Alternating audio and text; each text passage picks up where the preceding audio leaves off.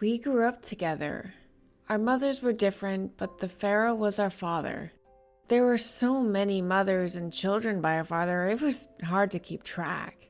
We were born in a strange time, when the Aten was revered and the gardens surrounded us. Much of this changed after our father died. It seemed like there was a last gasp while Smenkhare and Neferuaten held on to their power. But we were so young. We had played together as children days before. My playmate and betrothed was made king. He was only 9. The priests controlled everything, and they were planning to move our house from Amarna to Memphis as the new capital city. Our names would change, and they moved forward with our wedding. It was too rushed. Yes, we had been promised to each other for so long, but they wanted him to be settled and produce heirs. I felt like the love we held for each other was being taken away, and I wanted it back. Tut couldn't run much. He always needed a cane to get around. I liked running back and forth and tried to make sure he didn't feel left behind. He looked a bit sad, but held his good humor. I brought him to our favorite hiding spot in the vast gardens one morning. I told him he should sit, but he refused. Just leaned against his cane, being just as stubborn as usual. I shrugged and told him I'd be right back, darting off to the areas I'd mentally mapped to collect a bundle of papyrus in one hand and a collection of water lilies in the other. Walking back to our spot, he was just how I left him as I turned the corner. I walked up, slowly presented the plants to my betrothed, my king, my friend, my Tut. You were born to rule. You are the new embodiment of Horus. You keep Kemet together. I held out the papyrus. The watch for the flourishing upper Tufi, and holding up the lotuses, the Seshen for the rejuvenating lower Tufi. Whatever gods we have and follow won't change that you are beloved by them, or by me. I took a breath for what seemed like the first time since I walked in. He held up his hand, and my voice froze. Tut smiled, took my hand, and lowered it to see my face. I love you, and I'm devoted to you, not only Kemet. And I'm so glad you want to be my great royal wife and the queen. We'll live happily and long together, I promise. We spent some time collecting flowers in the garden, playing and hiding from our royal duties for as long as we could. But of course that couldn't last forever.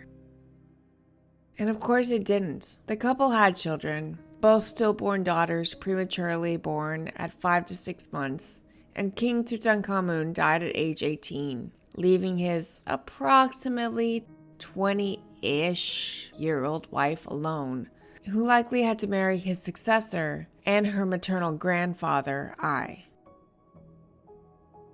My name is Renee. You're listening to Detours in Archaeology, and this is Engagement Party.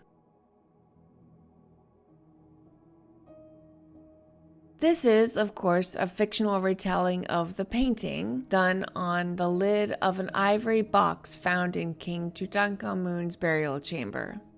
We can't know what actually happened, how he and his royal wife grew up, how they got engaged, or if they really did anything. But a picture can tell 1,000 words, and I was inspired. Of course, marriage is and was a contract to connect family lines and houses, keeping money in the family and the blood pure, and keeping women as property. With all those fine to ill-conceived reasons for marriage, this art may have shown something different. Love. King Tutankhamun and Ankhesenamun's engagement was not the first marriage proposal depicted in ancient Egyptian art. Supposedly, King Tut's mother might have also been shown in the older Amarna style proposing to her future husband, King Akhenaten. But we'll talk about this later. This contrast shows up in the returning classic Egyptian style in which Tutankhamun and Ankhesenamun were painted. These painted artifacts were found in the tomb of King Tut, rediscovered by Howard Carter in 1922 in the Valley of the Kings outside of Karnak, Luxor. And as mentioned, although its ornamentation comprises of ivory veneer, beautifully carved in relief and stained with simple colors, it has borders of encrusted faience and semi-translucent calcite. The central panel of the lid is the unassigned work of a master to work and stands as a deeply contradictory scene to the warlike scenes that show off the prowess of the king. The motive here is purely domestic. It depicts a young king and queen in a pavilion covered with vines and festoons of flowers. In a king and queen in a pavilion covered with vines and flowers. The royal couple is wearing semi-formal court attire facing one another, the king leaning slightly on his staff, accepts bouquets of papyrus and lotus blossoms from his consorts or fiancé, while in the border below, two court maidens gather flowers and fruit. The hieroglyphs above them say, "The beautiful god, lord of the two lands, Nebkepere Tutankhamun, prince of the southern Heliopolis resembling Ra, and the great royal wife, lady of the two lands, Ankhesenamun, may she live." She was the one who lived. The relief of a royal couple in Amarna style, figures may have been variously attributed to Akhenaten and Nefertiti, as mentioned earlier, Smenkhare and Akhenaten, or it could have been Tutankhamun and Ankhesenamun, as the relief dates to after the former king's death. But in either case, it would have been carved earlier in the more realistic Amarna style of the period. They are shown wearing wigs or crowns, shoulder beaded necklaces, and fancy robes, and Akhenaten, or Tut, is leaning on a blue staff, making it more of a match with Tut since he did need a cane, while Nefertiti/Ankhesenamun is holding plants. The blue-colored hair could connect with the belief that lapis lazuli, one of the stones used to create the pigment of blue, was the hair color of the gods. It could also have to do with being the color of life, rebirth, and knowledge from the god Osiris and Thoth, from the gods Osiris and Thoth, and the goddesses Nun and Ma'at, and the Nile itself. It could have to do with the color blue being closer to black, which would have been the regular hair color, and the color of land, as when the Nile gets flooded, it covers it with fertile black soil, which is why the name of Egypt was the Black Land. It works either way, but both headdresses are adorned with the snake goddess Wadjet, the protector of the pharaoh. Both the characters are wearing the royal dress styles, the light linen fabric showing off the difference in body design, and only the male character is wearing sandals. This would show that the characters are of high class, and that this moment would have been a very special occasion.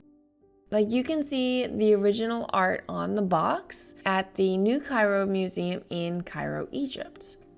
Comparing to the lid, the painting on the box shows the same event as the carved and painted stela, but the box's art is in the classic ancient Egyptian style, which is made to look more stiff, regal, and perfect. King Tutankhamun is in the garden with future queen Ankhesenamun. The costumes, jewelry, and hairstyles of the couple are clearly depicted and differentiated.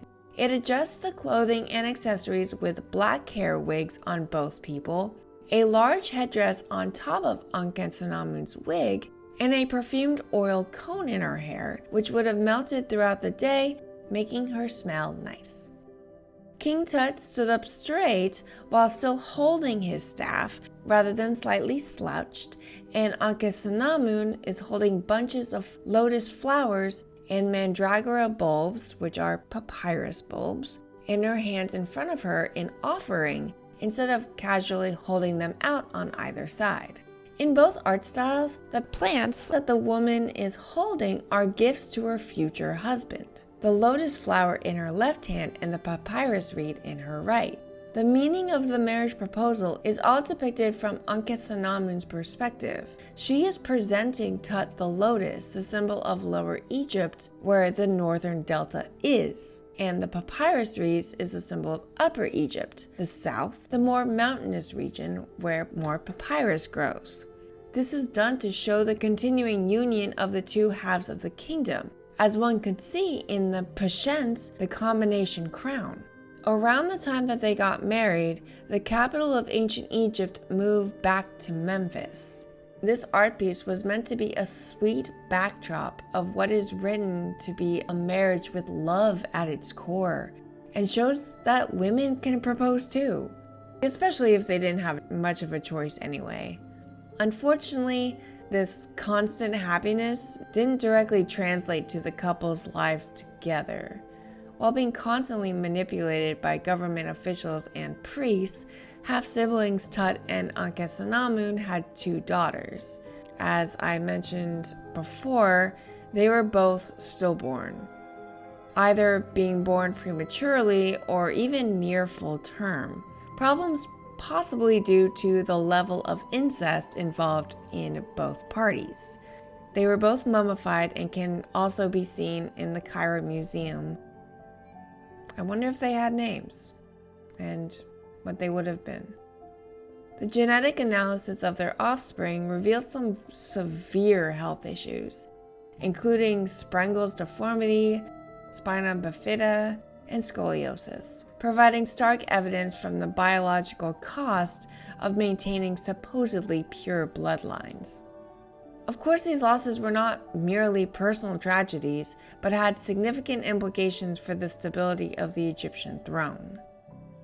Along with the newly reinstated classical Egyptian body position, which returned with Tut's rise to power, his father, Akhenaten, was banished and/or died, and his mother, Nefertiti, possibly changed her name to Smenkhare to distance herself from her previous co-regent, or was replaced earlier on during Akhenaten's reign or just after dying.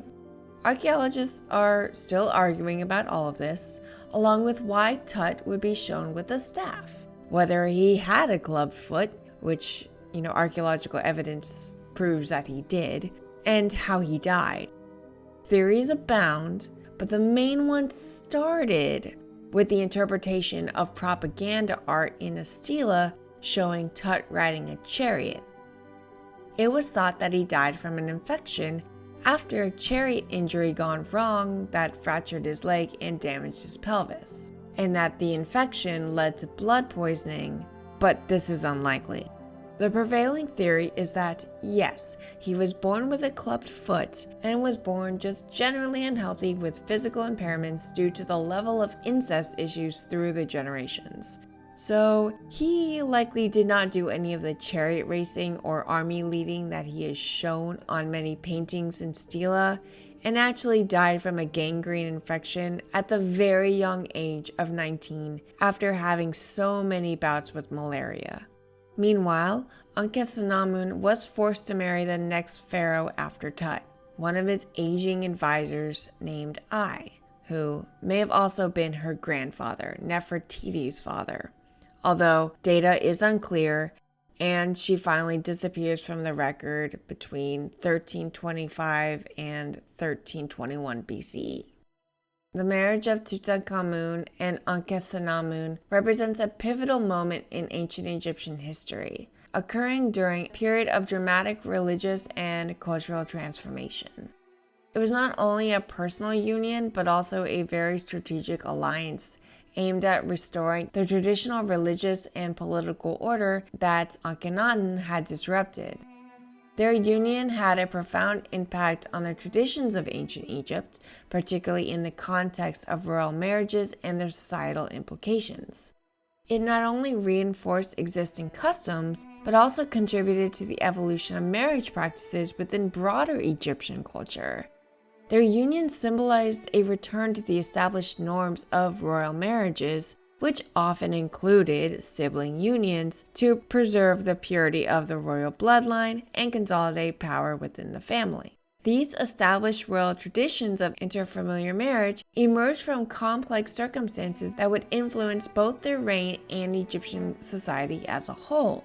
As half-siblings, their relationship exemplified the delicate balance between maintaining royal bloodlines and navigating political, cultural, and social traditions. Unfortunately, their relationship was just too close. In the pre-Amarna period, marriages among the elite, particularly within the royal family, were politically motivated alliances designed to consolidate power and maintain dynastic continuity. Marriages frequently occurred between siblings or close relatives to preserve the purity of the royal bloodline, a practice that is deeply entrenched in the cultural and religious beliefs of ancient Egypt, and of course continued for thousands of years to come. The unions were characterized by a strong emphasis on familial ties, with the expectation that the royal couples would produce heirs to secure the throne. This practice was not only a matter of political strategy, but also a reflection on the divine nature attributed to the pharaohs, who were believed to be the gods on earth. During the Amarna period, initiated by Akhenaten, the nature of marriage underwent radical shift. Akhenaten's reign was marked by a significant departure from traditional religious practices, including changing to the worship of the Aten over the established pantheon of gods. This shift extended to the royal household, where the emphasis was on monogamous marriage with a single queen, Nefertiti. The Amarna period saw the redefinition of royal marriage, where the focus was placed on the individual relationship between the king and queen, rather than on broader political alliances. This change reflected Akhenaten's revolutionary approach to governance and religion, which ultimately led to social upheaval and breakdown of traditional structures, which were then rebuilt. Their names themselves reflect this transition. Tutankhaten became Tutankhamun, and Ankhesenamun became Ankhesenamun, with the changes symbolizing the return to traditional religious practices, as we see from the major change being the god name of Aten changing to the god's name Amun. Ancient Egyptian marriage customs generally prohibited unions between close relatives, except for within the royal family, where such practices were not only accepted but expected. This exception stemmed from the deeply held belief that royal blood carried divine essence. Within ruling families claiming descent from the gods themselves, which is a commonly used legitimization tactic, and the gods always kept it in the family in mythology to ensure the continuation of divine lineage. Tutankhamun and Ankhesenamun's marriage occurred when he was approximately 10 years old and when she was between 8 and 10 years, following the established pattern of early royal marriages. Their union was particularly significant as it represented a continuation of the practice of sibling, well, likely half-sibling marriage within the royal family. Though they shared only a father, it still preserved the purity of the royal bloodline and consolidated power within the family. First and foremost, the marriage between Tutankhamun and Ankhesenamun exemplified the political significance of royal unions in ancient Egypt. As they were both of royal lineage, their engagement served to legitimize Tutankhamun's reign after the tumultuous period of their father's reign, thereby reinforcing the importance of dynastic continuity within the royal traditions. And this was particularly important given that Tutankhamun ascended to the throne at such a young age, and he faced challenges from various factions within the court, including by his powerful vizier Ai, who later usurped the throne. The wedding celebration itself would have been a public affirmation of their union, serving to rally support among the populace and nobility, strengthening Tutankhamun's position as pharaoh. The wedding celebration of Tutankhamun and Ankhesenamun was also differed significantly from those in the pre-Amarna and Amarna periods. In the pre-Amarna era, royal weddings were grand public spectacles that reinforced the power and divine status of the pharaoh. They involved elaborate rituals and ceremonies that showcased the couple's union as a divine mandate. In contrast, during the Amarna period, the focus on individual relationships may have led to more private ceremonies, reflecting Akhenaten's emphasis on personal devotion over public display. However, Tutankhamun's marriage celebration likely reinstated the grandeur and public nature of royal weddings, serving as a means to rally support among the populace and reaffirm the pharaoh's divine right to rule, and thereby reinforcing religious and cultural narratives that underpin the pharaonic authority. These rituals often involved the exchange of gifts, public ceremonies, and the presence of witnesses, which underscored the communal acknowledgement of the marriage.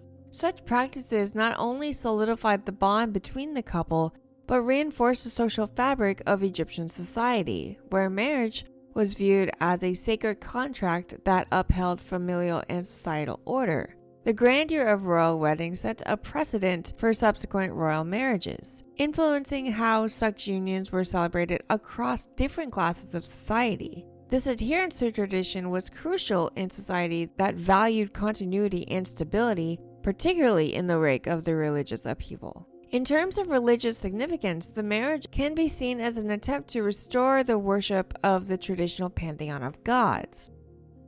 Their union likely involved rituals that invoked the blessings of the gods, re-establishing the divine order that was essential for the legitimacy of the pharaoh. The wedding celebrations, elaborate feasts, and public displays served to reinforce the social hierarchy, also demonstrated the pharaoh's role as a provider and protector of the people.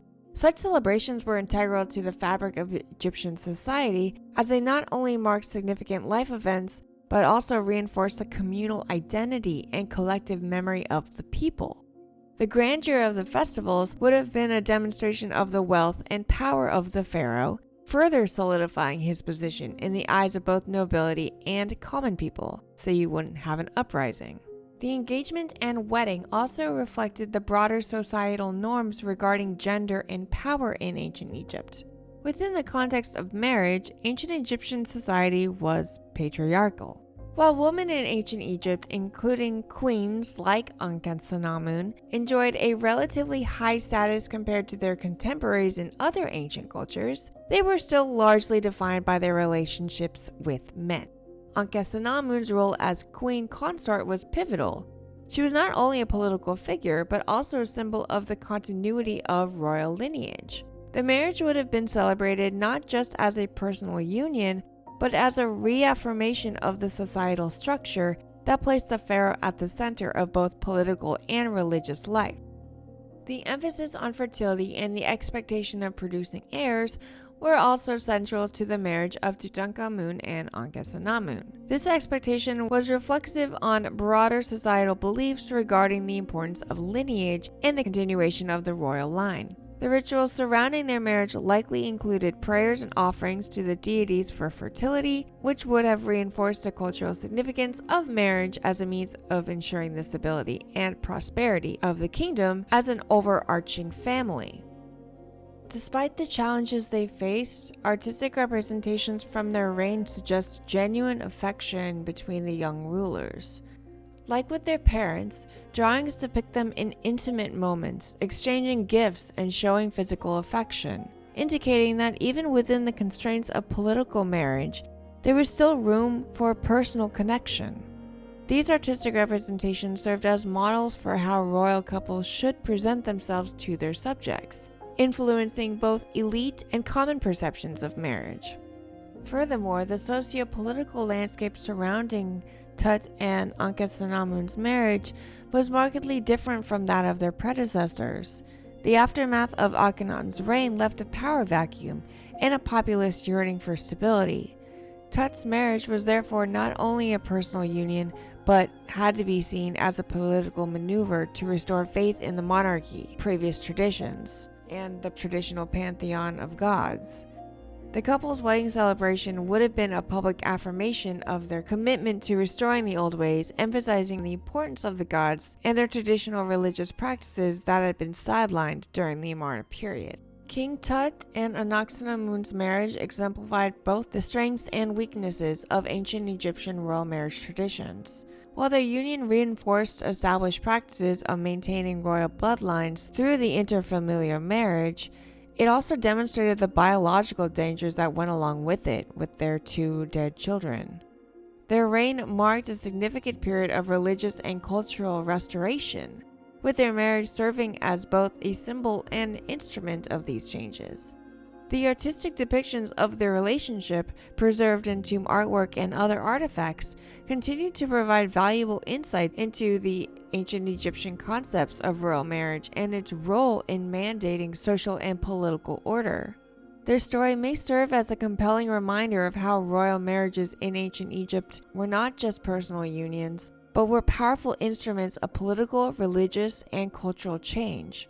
But if it could be seen as a story, then maybe there could have been genuine love. I mean, for Tut and Ankhesenamun, they knew each other for their entire lives. And while they were pushed together for a multitude of reasons, we could imagine that, especially as incredibly rich and powerful young people who would want for nothing, they could have been living happier as friends, or even in love. They had so many setbacks and literally grew up together.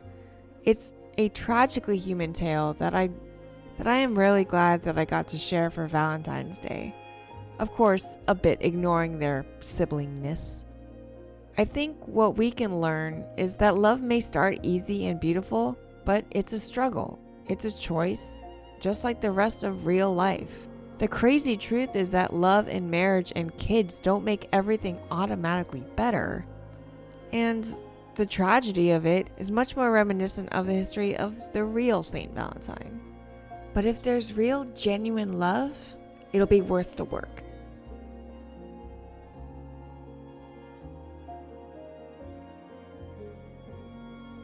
I want to thank everyone so much for listening to Engagement Party. Hope everyone is having or has had a happy Valentine's Day or just a happy Friday. Next week, I am going to do a blooper reel and extra information that I had to cut from the Amphor episode. So come back in 3 weeks to hear that. And in another 3 weeks after that, join me in another detour into archaeology with a deep dive into the start of a 3-part series discussing the different interpretations of the lattice design. Whether you've heard my episodes before or if this one is your first, I truly appreciate your time and interest. I would like to apologize for any names or pronunciations I get wrong. I do make hearty attempts, but of course I make mistakes. I really want to learn, so please, if you have any comments, corrections, any questions, or if you have an idea of something for me to delve into, you can comment directly on whatever podcast app you're listening to. Email me directly at detoursinarchaeology@gmail.com or head over to my website at detoursinarchaeology.com and go to the contact page. I'd especially like to thank my Patreon supporters. If you'd like to join them, head over to my channel's page at patreon.com/detoursinarchaeology, where for less than a Tide stain remover pen per episode, you can sign up to be one of my cultural resource technicians, with which you get extra goodies every week, like bloopers, more writing, or photo blogs that are not on my Instagram. You can follow me on Instagram to catch the latest photos at Flying Sepida. Sepida is spelled S-E-P-I-I-D-A. It is the family name for cuttlefish without the E at the end. And don't forget to sign up for email notifications at my website after you read a bunch of different articles. I also now have a little shop on my website at detoursinarchaeology.com/shop. I have some stickers and some shirts, but that's about it so far. Hopefully you can find something you like. Another way, arguably the best way to support the podcast, at least for right now, is to subscribe, rate, and review, as this can help it reach a wider audience and kind of get the word out to the general public and maybe inspire some new people. All the music used was by Scott Buckley, who you can find at scottbuckley.com.au. For the fun fact this week, I was thinking about moving. I've been thinking a lot about moving to Antarctica. I think you can imagine why. So I was thinking about penguins. And I found out that the flightless birds that we know and love aren't actually penguins. In fact, there aren't any true penguins left. The term penguin was originally used for an alternate name for a great auk, which has the binomial name of Pinguinus impennis, meaning plump or fat without feathers. Sadly, great auks went extinct more than 180 years ago. The birds we call penguins aren't even closely related to those original penguins. They belong to the Phenicidae family rather than the Alicidae, and the Spheniciform order rather than Chiradiforms, which is to say puffins, guillemots, and other auks are more closely related to actual penguins than today's penguins are. It's believed that the Antarctic residents got their name from errant sailors who called them penguins simply because of their strong resemblance to the great auk. Both species are flightless and excellent swimmers, with black backs, white bellies, an upright stance, and webbed feet. The Pinguinus impennis lived in the coastal waters of the North Atlantic and could be found everywhere from the east coast of the US to the western shores of Europe, as well as Iceland and Greenland. They went extinct for the same reason that many other species did. People liked the way they taste and were extremely careless and cruel in their treatment. So it's another case of naming everything by what they think it looks like and not what it actually is. If you know any true fun facts, please share them with me and I'll relay them to everyone who listens, and you'll get your own shout out. I'll see you soon for another detour into archaeology. I truly appreciate the opportunity and your generosity for listening to me as I stretch my creativity muscles and fool around and have fun with this a little bit. Experiment and see what works and what doesn't. Join me next time. Thanks again.